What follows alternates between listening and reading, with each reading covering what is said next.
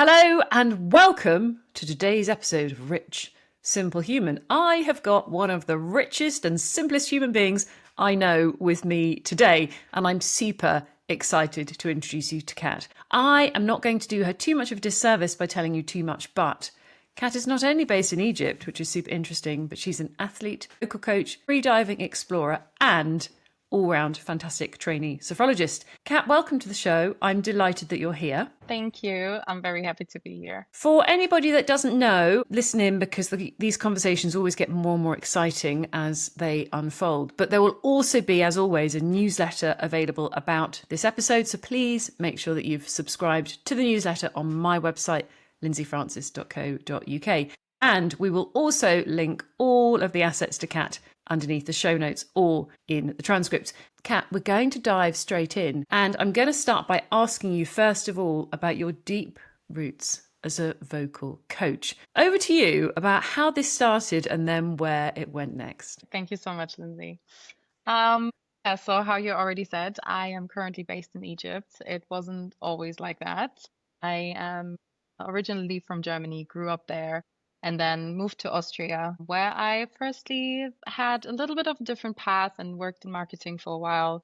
But singing and music has always been a big part and a big root in me, like you named it yourself. I started singing when I was 10 years old, and then I got did it amateur and half professionally and studied it a little bit, but didn't finish those studies. Then my path went a little different way. And when I ended up in Egypt, my path brought me back to singing and being a vocalist. And I started to be a vocal coach. And I started coaching people, teaching them how to sing. Went from teaching them not just only how to sing, but to like find their voice and gain more confidence. And this is then also when it started taking off a little bit to freediving, sophrology, etc.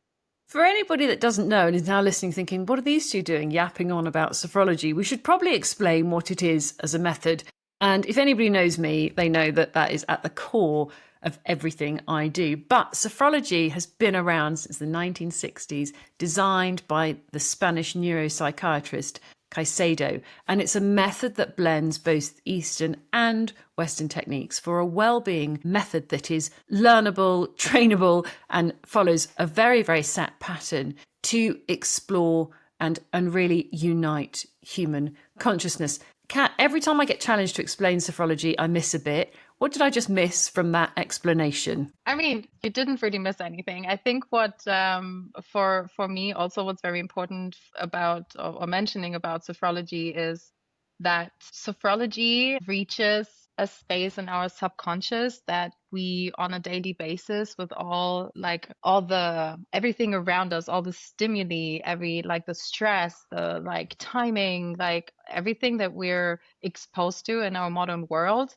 Sophrology takes us into ourselves and lets us see what's lying in the subconscious, the capacities we have, the actual wishes we have, the needs we have, and brings us back a little bit more to our intuition, into our gut feeling. It's an incredibly powerful technique, and Yeah. I'm excited to obviously be trained in the technique, and I've been using it so effectively for quite a while. I think it's also worth just pointing out what sophrology isn't, because it's not a sort of trance-based practice. It's not just wishy-washy breathing or relaxation. And it's not a vague wellness method, but it's structured, repeatable, and it's so powerful as a technique for life. In fact, I was in London this week and sat next to a French lady who was incredibly awesome. Sometimes I say I'm a sophrologist and sometimes I use all sorts of other things, legacy advisor, whatever we're talking about. And she said, "You're a sophrolog. It changed my life." And she was just like lit up. And she's like, "But nobody knows about this technique." And she that was a terrible French accent. I really apologize for that. But she was so excited. And then she started talking to me about her journey with her sophrologist when she was in her teens and how she uses the techniques every day and how powerful it's been and it's changed her life. And she's just been through a low spot and she's used the techniques again. And could she be reminded? And when you hear that experience, and this person is, nearly as old as I am, I was like, wow, this is wild. But it's very, very well known in Spain, super well known in France. You have a sophrology sessions on prescription in France and Switzerland. You've come from Germany, Kat. Has it expanded any further? No. Well, I didn't hear about sophrology until actually one of my French students mentioned it to me and said I should look into it. So, and also talking about it to other people, also people from Germany, no one's ever really heard of it. Like really the only people I talk to and like mention sophrology, the only people that actually have heard of it or know what it is are people from France and Switzerland so far. Yeah. It's incredible. And there are two books. If you are now listening thinking, I want to know more, can I please point you towards the book by Florence Perrault, which is an incredible sophrology practice called The Sophrology Method, and also a beautiful book by Dominique Antiglio called The Life-Changing Power of Sophrology. If you go to any bookshop, especially in France, you will see racks and racks of books on sophrology, all written in French. And I would imagine Spain is the same.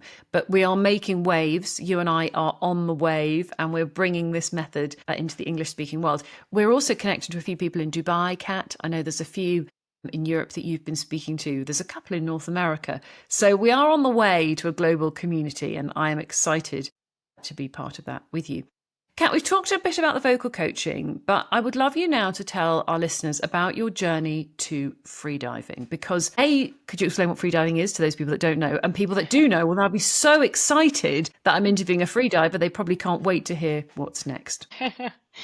Yeah, it's interesting because freediving seems to, at the moment, have a little bit of a like push into the more mainstream world, which is really nice. And yeah, so freediving, for everyone who doesn't know what it is, it's basically there's different disciplines, and you can either do it in a pool or in the open water. So what you do is you move in water on one breath. Basically, the essence of it, you hold your breath and you move in the water. So you either move on like for distance, which is would be in the pool, or you move to depths, which is the part where you're on a line, usually if you're training, and then you move yourself down the line. And there's different disciplines. Either you pull yourself down, or you have two fins, or you have one fin, or you have no fins. So yeah, it's a very it's a sport that is very, it brings you back to yourself, because what comes to like the whole thing of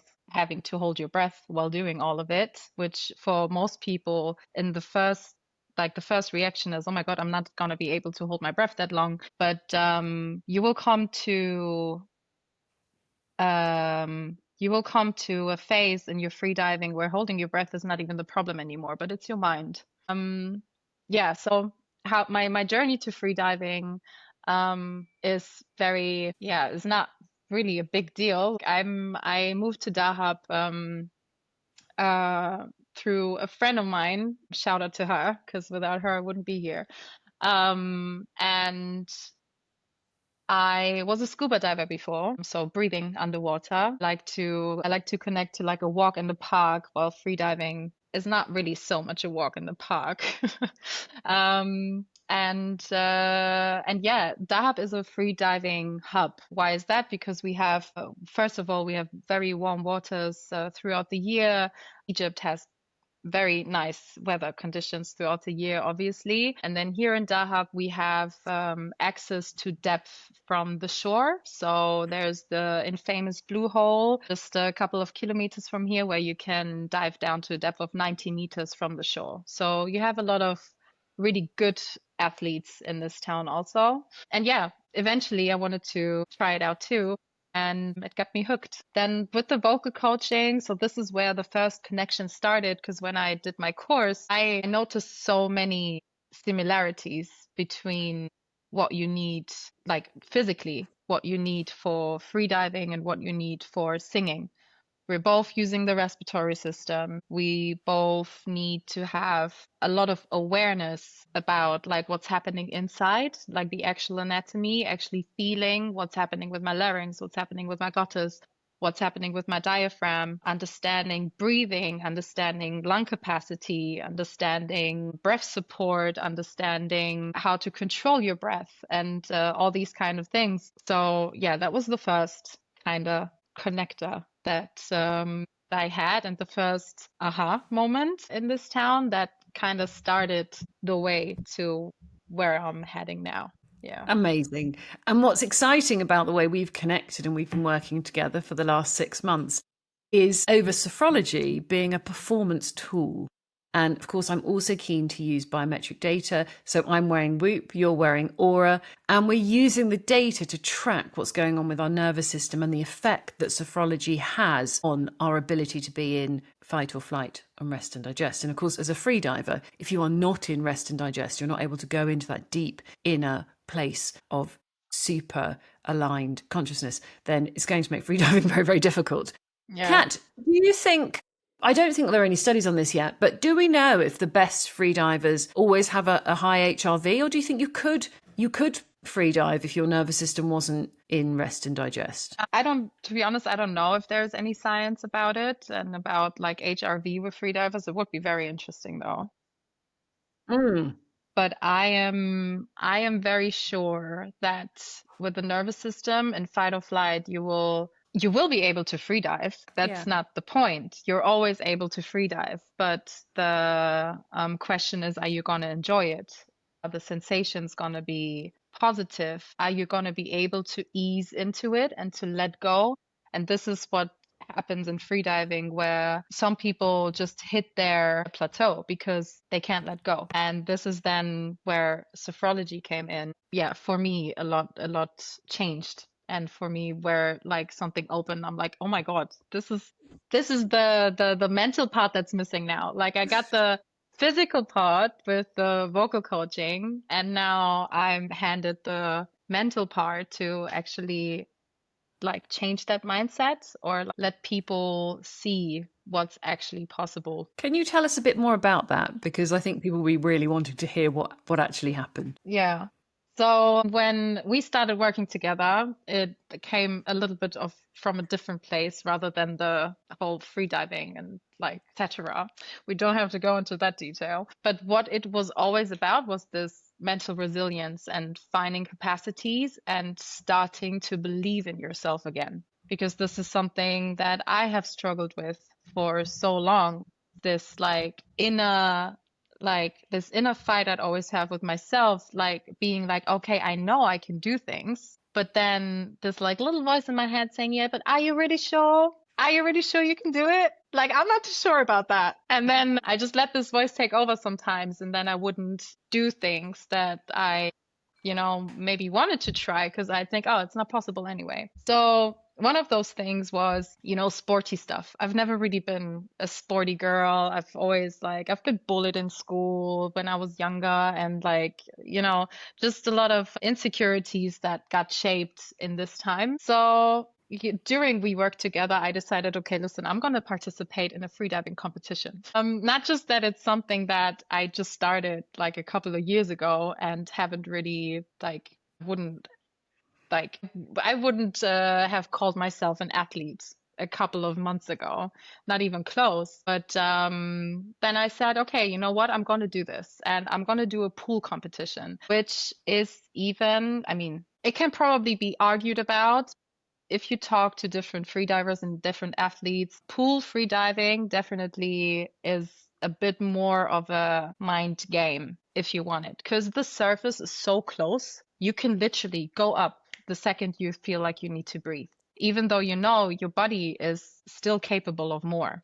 So you can also push yourself a little more. And I feel like that's also why pool is something, especially in the combination with sophrology, which was interesting to me because I always like to push myself a little bit. But with holding your breath, the moment you start pushing yourself, you usually lose. So it's very like the line is so thin, but that's what makes it so interesting. So I went for it and I was like, okay, I'm gonna do this. And then we adjusted what we worked on a little bit, and you adjusted it more to get me more into this like performance competition mode. Having the physical preparation with all the pool training and the training in general, and the static, the breath holds, everything. I also had sophrology prepping me mentally, and how we did this with different kinds of visualizations, different kinds of capacity exercises, basically to really make me believe if you do the best you can do,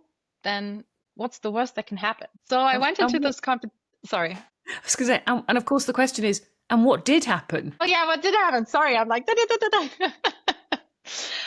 so what happened is that it was my first ever pool competition, and I went into it, of course, very nervous, but also like I was very like I was fine. I was like, okay, you know what? Whatever happens, happens. Like I cannot like now I cannot do anything anymore for this to go better or worse or whatever, or to change the outcome, which is also something that sophrology got me learning. Like you can do your best, but you cannot influence the outcome, not 100%.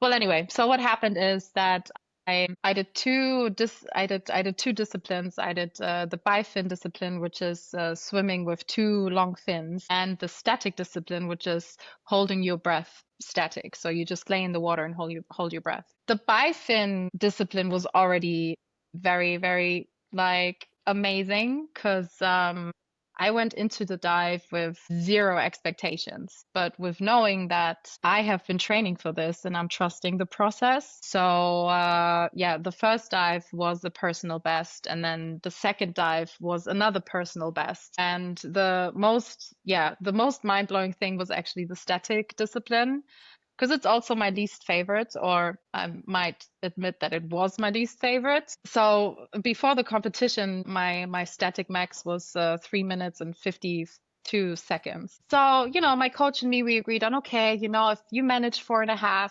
yeah, that's cool. Okay, we're both going to be happy with that. No problem. What happened during the competition was pretty amazing. I went into the competition zone and I did my breathe up, and I kept repeating in my head like, just enjoy it. Like believe in yourself. This is what, I was even a little bit indifferent about it probably. I was like, yeah, whatever. You know, I do a 3.5 minute breath hold. Nah, it's fine. I come up after 4 minutes. It's fine. Of course, the ego is a little bit like, oh yeah, but you shouldn't do less than your personal best. But in the end, I knew whatever happens is okay. Like there's nothing, like we're not saving lives here, right? Yeah, and then I surprised myself with a 5 minute and 5 second breath hold, which is more than a minute than my personal best was. What was going through my mind when we hit that 4:30 mark, and my coach was like, okay, now you can slowly come up. And I could tell that she wasn't happy about me just deciding to stay longer. But in my head, I was just like you can do this. Like this is fine. You feel good. Like I could feel in my body that yeah, I was capable, and I believed in it. And of course, like if you get hypoxic and you're just before blackout, everything is easy too. That's what they say, at least. I've never had a blackout, but in that case, I was just sure. I was just very confident. And I think this is the key. I was confident that I would be able to do this either way, no matter the outcome. So, and then I came up after 5 minutes. I mean, I could have probably stayed, like even pushed it, but then pushing it would have like made me black out. So it's this like fine line, between ego and confidence, I think. You've described that beautifully, and of course, there's so much in sophrology about finding that space where we're curiously confident, and then we're overexerting ourselves. And it's that feeling, isn't it, that we've done all the work on five senses, we've done all the work on the inside, the outside. Where is the mind? Where's it going? How do we pull it back into the present? When you can be just ultra present and accepting, you're able to Hmm. do anything. And there you were. And what actually happened, of course, you podiumed in the competition. Just tell our audience about where you came and how that worked, especially for those techies who know what you're talking about. Yeah, so I mean, overall, I ended up third place, which was nice because I did one discipline less than the ones that also were on the podium. So yeah, I like all in all, it was definitely something I needed to get back my confidence a little bit, get back confidence in myself. Sophrology was a big part of that because it led the way for me to have that confidence. Do not think that only physical preparation, especially in like sport or any competition, probably, it's not just sports, it's anything where you have to perform, right? It's pressure and it's mental pressure. And this is what we need to handle and not lose our confidence and not lose our capacities because of fear. But I've seen something the other day where someone said that you can either, and this is also very like meaningful for freediving, you can feel that we call fear, but fear and excitement feel the same. So our body doesn't know, is it fear or is it excitement? So when we tell ourselves like, and I think this is also something we talked about when it came to the competition, like turn your like doubts and your worries into excitement. Don't see this as, oh my God, I'm so scared. I'm gonna be shit and it's gonna suck and I'm gonna, like embarrass myself. But no, like be excited about it. Like see what can happen. And yeah, I think this is like the core of sophrology to gain confidence back, excitement, and not let anxiety take over everything we want to do. But like, And of course, yeah. we're designed to be anxious because we're prey animals. We're designed to Mm, be scanning the horizon for threat. What might eat me, and then react accordingly. And unfortunately, now we live in a world of technology. Everything feels like a threat to our nervous yeah. system. So we're overriding exactly as you've explained. We're overriding the fear and saying, actually, this is excitement. Let's be curious about how this goes. Let's know that we're safe and we know we've done the prep. So whatever happens is a great outcome, and really enjoying those experiences. Kat, we did a lot of work as well on keeping the mind in the present. So out of yesterday, out of tomorrow. Tomorrow is obviously a fictitious idea of what might happen, and yesterday is our historic recollection of our individual experiences. And the only reality we have is right here, right now. Is that something that you found to be very helpful? Is it something you would enjoy? Tell me about that ability now that you've got to stay present. Yeah, it's the ability to stay present is something that I'm still practicing every day. Because I'm a natural overthinker. I'm really good at overthinking. But obviously, I also learned and know that overthinking will not lead anywhere. And it just creates emotions and feelings that haven't even, like, that don't even have their space yet. But I'm giving all the negative feelings the space to grow inside of me, make me anxious, and make it even worse. But being present and practicing being present lets me focus on myself rather than situations I could be in or situations that could be caused by something someone might do or I might do or whatever. Being present also made me more aware of my actions. It made me more aware of the actions of people around me and how I answer to them. So everything basically leads to being present for me personally means being more aligned with myself and not let anything just override what is actually happening right now.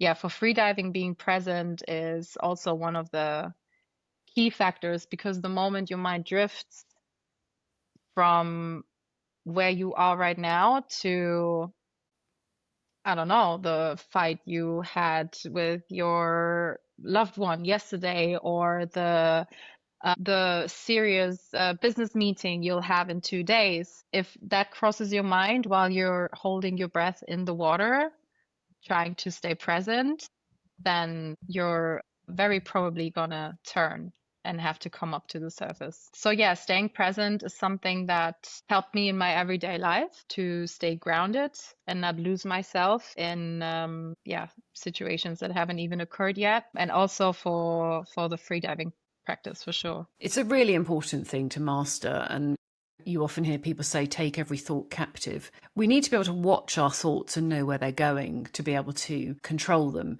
And I see people let their mind just run the show. And in fact, there's some really interesting data that somebody shared with me yesterday that communication is actually 80% of the body sensations coming up to the brain. So this processing piece is something that we can really influence once we become aware and conscious of what's going on. And I think you stepped into that really fully in this competition, that you were really well prepped, really well primed. And as you say, it's not just, as an athlete, it's not just the physical prep. It's also not just the mental, because it's also the physical, mental, emotional, relational and spiritual prep.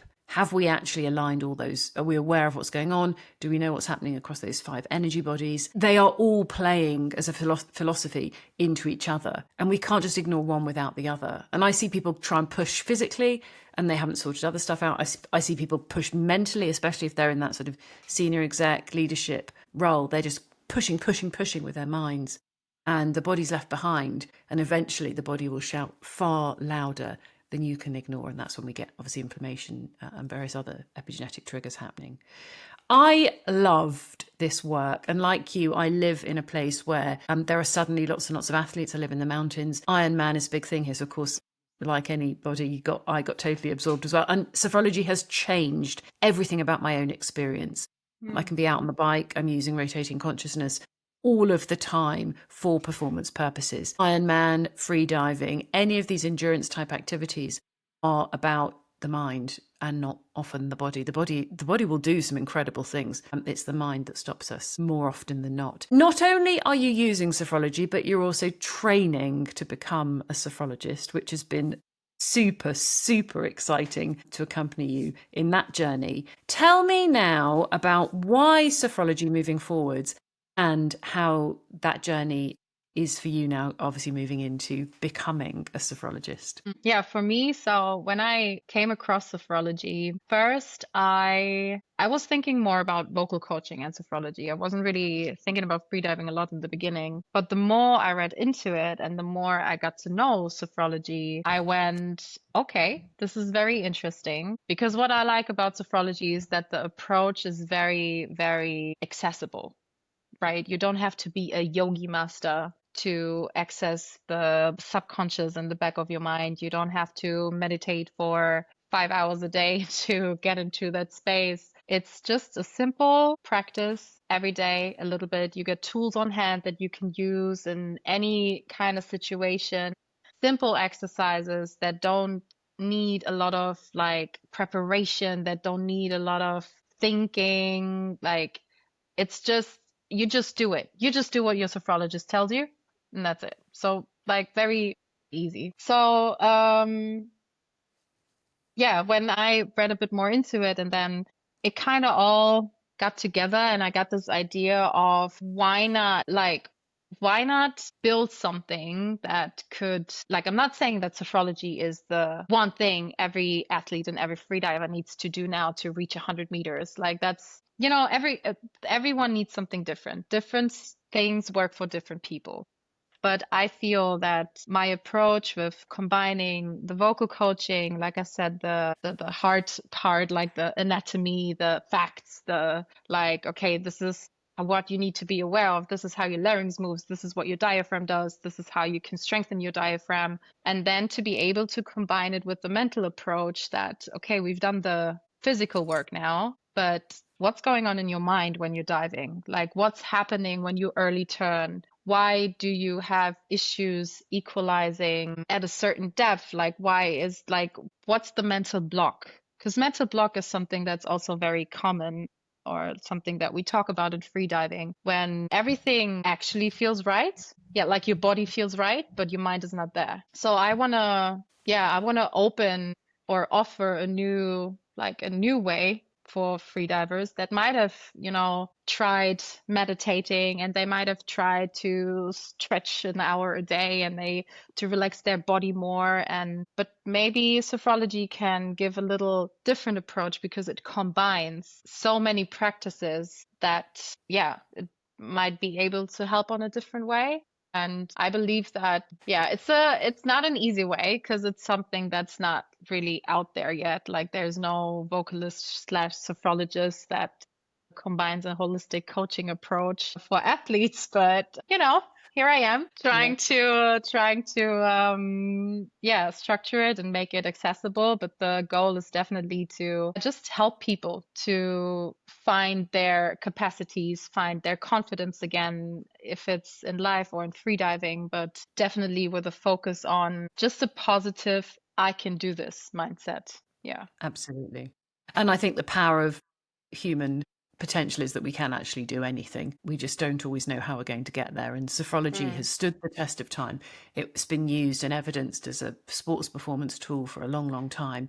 And here we see it again in action, creating performance success. And you've got the certificate and the podium place to prove it, which I'm delighted about, because the sessions afterwards would have been a little bit different had we had a different outcome, but we didn't. And it's been an incredible testimony to the hard work that you've put in. Kat, it's not easy. It is simple, but you've done the work. You've deployed the techniques, the tools, you've done the practice. I've seen the evidence in your data and your scores and your journaling. So well done and congratulations. It's been an absolute joy to work with you, especially in a discipline of freediving that I know nothing about. I also don't know much about vocal coaching, so I've learnt an awful lot from you as well. And we always say as sophrologists, our job is to accompany our clients to learn the method, and it is a method for life. So here we go. We start with a toolkit for life. And you're well on the way. Kat, is there anything else that you'd like to add to the show before we close today? And can you also remind us of your website and where people can find you if they'd like to talk more about freediving? Yeah, so I mean, I don't really have a lot to add, just that I really think everyone should at least try sophrology for a little while to see how it can shape their existence and their thinking and their everyday like well-being or their mental well-being also. Yeah, if you would like to talk about free diving or sophrology or vocal coaching or whatever to me, right now I'm best available via Instagram, cat.thevocalist, the vocalist together, cat.thevocalist. My website is still building itself. So yeah, but I'm definitely Amazing. open. You also have a very large following on Instagram, which I think is down to the fact that freediving is something people are quite intrigued by. It's also an extremely addictive sport. Just tell us before we close, Kat, why are people so addicted to freediving? Because I'm having some really interesting conversations with people about it. I think what freediving does is what people, okay, this might be a little deep for the last sentence, but what I learned in the past couple of like months is that I feel that people fear getting, like, they fear having a person holding up the mirror. And why I think freediving has a lot of people hooked, because the water holds up a mirror also. It just doesn't talk back. So I feel like in the water, a lot comes up, especially when you're on a breath hold, and you're gonna have to work through it sooner or later. And we might, as humans nowadays, like to run from the people that hold up a mirror, but deep inside, we do want to adapt and we do want to get better and we do want to grow. So I feel that freediving, if you live the philosophy, can make you grow as a person without having to fight someone else. And I think this is why people love it so much. I love that. The water holds up the mirror to what's really going on, but it doesn't answer back. And that's why freediving is such an addictive sport. I think it's also challenging. People can see their progression in terms of depth or distance.